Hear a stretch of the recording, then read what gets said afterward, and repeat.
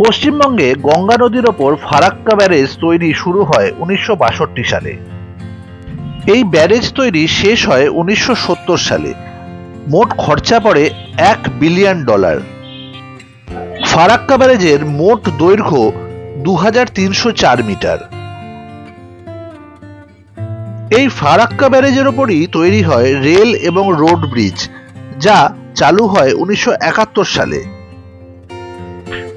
1971 সালে এই রেল কাম road bridge চালু হতেই উত্তরবঙ্গ এবং দক্ষিণবঙ্গের মধ্যে কমিউনিকেশন এবং ট্রান্সপোর্টেশন অনেক সহজ হয়ে যায়।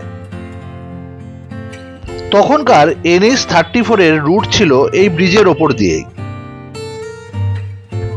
এই রোড ব্রিজটি ডবল লেন হওয়ায় মাঝে মধ্যেই এখানে ট্রাফিক কনজেশন দেখা দিত।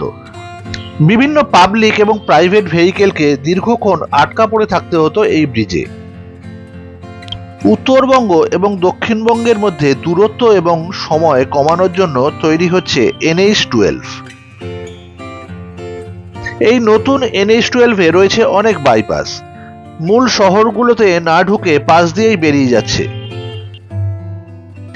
এটা অনুভব করা হয় যে ফারাক্কা ব্রিজের জামকে অ্যাভয়েড করার জন্য একটা নতুন ব্রিজের কনস্ট্রাকশন প্রয়োজন।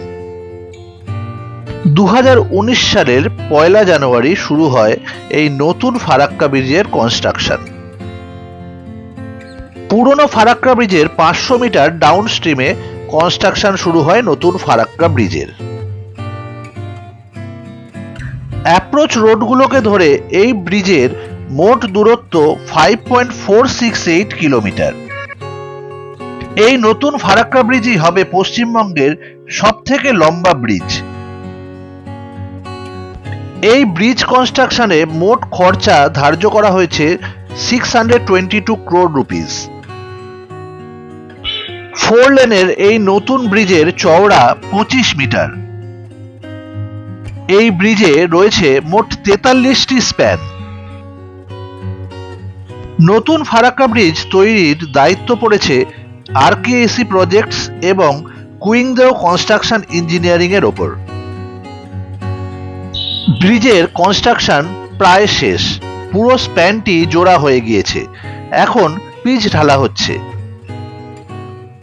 আমরা সকলেই অপেক্ষা করে রয়েছি এই ব্রিজটি কবে চালু হয়।